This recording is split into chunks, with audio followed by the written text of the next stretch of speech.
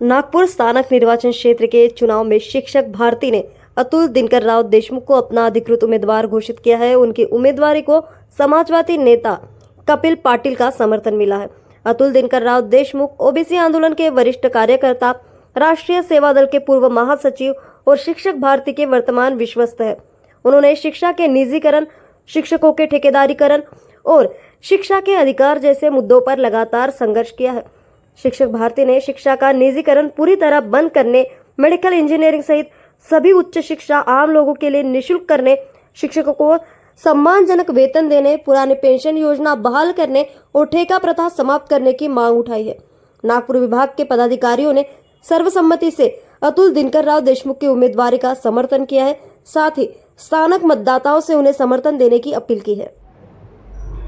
उलटा आपण त्यांना पैसे द्या, त्यांच्या दाढी मिशेला हात लावा का माझ्या पोराला ॲडमिशन द्या, आणि ते लोक उपकाराची भाषा करतात।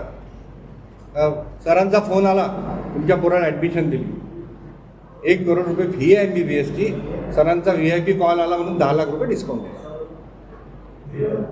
एवढं जर महागलेलं शिक्षण जर या राज्यात नव्हे देशात होत असेल आणि या खाजगीकरणामुळे बेरोजगारी जी निर्माण होत आहे ही कुठेतरी थांबली पाहिजे, ही आमची भूमिका आहे। त्याच्यासाठी माझी उमेदवारी आहे। जॉब सिक्युरिटी नाही, इंजिनियर झालेल्या मुलांना त्यांच्या एज्युकेशन लेवलच्या खाली काम करावं लागत आहे।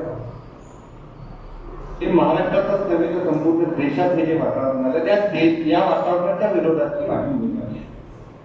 आता या सगळ्या पदवीधरांनी नागपूर विभागातल्या सगळ्यांना मी आवाहन करेन, मला जर संधी दिली तर ही लढाई आणि हा संघर्ष आपण मान्यपूर्ण होईपर्यंत करत राहणार। कारण की आपण बघितलं की गेल्या या 18-20 वर्षामध्ये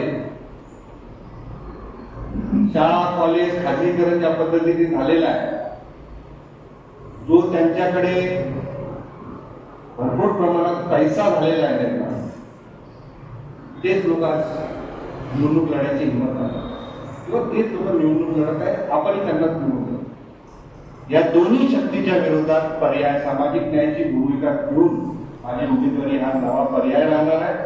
आणि ज्या पद्धतीने मी आता 5-6 जिल्ह्यात फिरलेलो आहोत, आमची मिटिंगही झाल्या, मला विश्वास आहे की नागपूर विभाग पदवीधर मतदारसंघातील सर्व पदवीधर, शिक्षक असो, इंजिनियर असो, सर्व पदवीधर मला साथ देतील असा विश्वास आहे।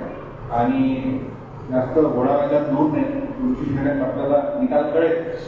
ह्या सगळ्या मोठ्या शक्तिशाली यांच्या विरोधात जो प्रयोग मुंबईत 2006 मध्ये आमदार कपिल पाटील निवडून आले, त्याच प्रकारे नागपूर विभागाचे पदवीधर सुद्धा निर्णय घेतील असा विश्वास व्यक्त करतो।